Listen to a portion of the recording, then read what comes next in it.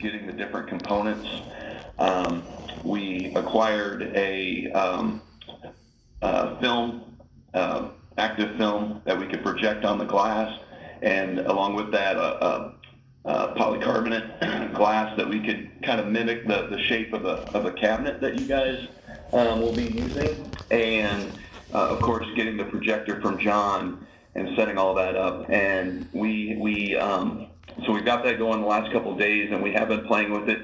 We are struggling with a couple technical issues, but I think we have something to kind of to show you. It can only get better from here, I think is the best way to put it.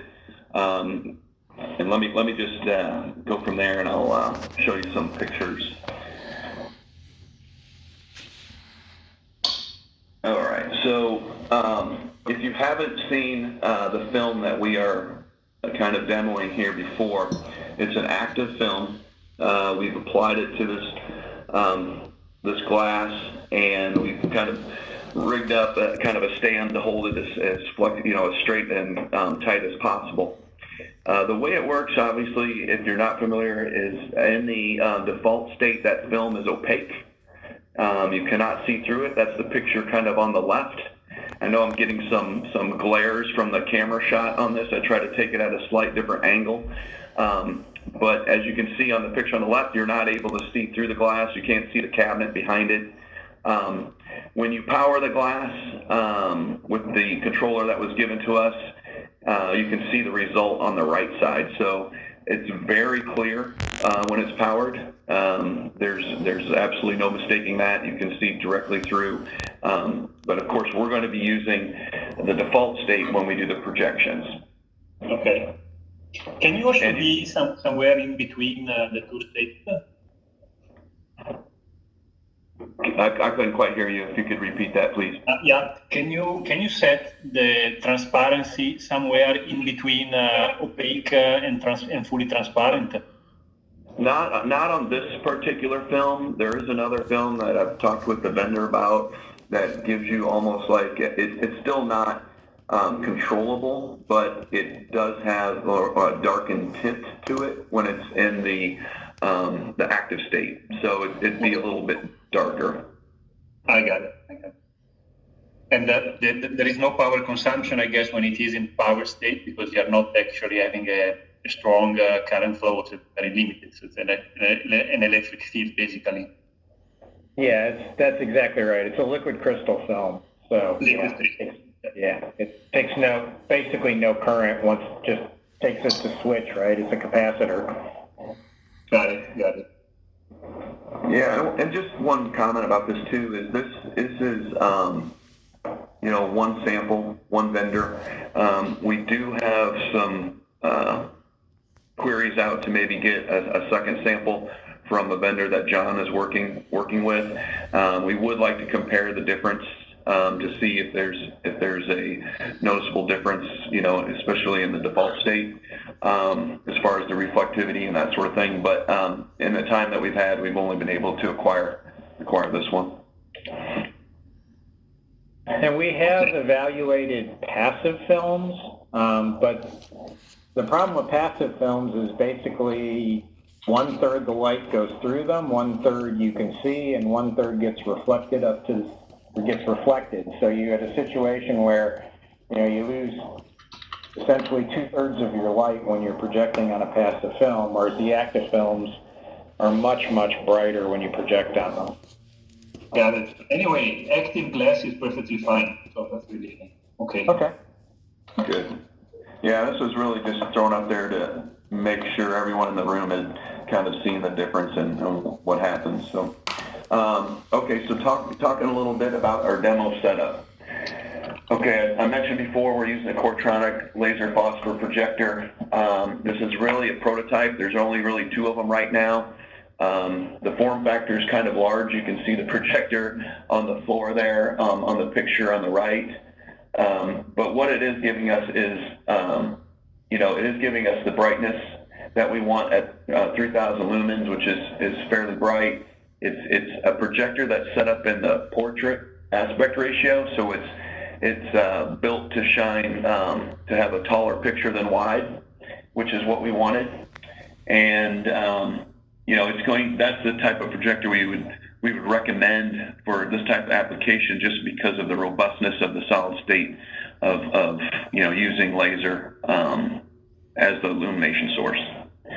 It's going to give you the most brilliant light and detail. And as you can see, just the caveat here is we didn't have time to obviously mount this thing with like a baseball cap looking mounting that's been proposed for your application. It's just sitting on the ground. The projectors obviously come with a built-in mode where you can flip it with the push of a button to be to support ceiling mounting. So that's not an issue. It's just really for this demo purpose we didn't build it. Okay. And you can kind of see one of the things that we were running up against. You can kind of see in the picture if you look closely. See how tall? Yeah. So right here, we set the glass on top of a cabinet, and the reason we did that is because of some of the projector issues that we run into that we haven't quite figured out yet. You can see, I don't know, right? If you can see my mouse, you can see a line right here on the cabinet. That's where we should be projecting. Okay. That would be the full, the full projection area. And for some reason, we haven't figured it out yet. The projector right now is kind of shrinking the size of the projection. Yeah, it's projecting a sub-image for some reason, and we haven't figured out what we did, or this projector's been around the world a lot. John has loaned it to a lot of people, so it's a solvable problem. Yeah, I think we could use a little bit more time to do that, but we didn't want to cancel this meeting and not have any results for you. But just to let you know, this is kind of where it should be. And because of that, even the projector distance is not quite right. We should be able to get a lot closer to the screen.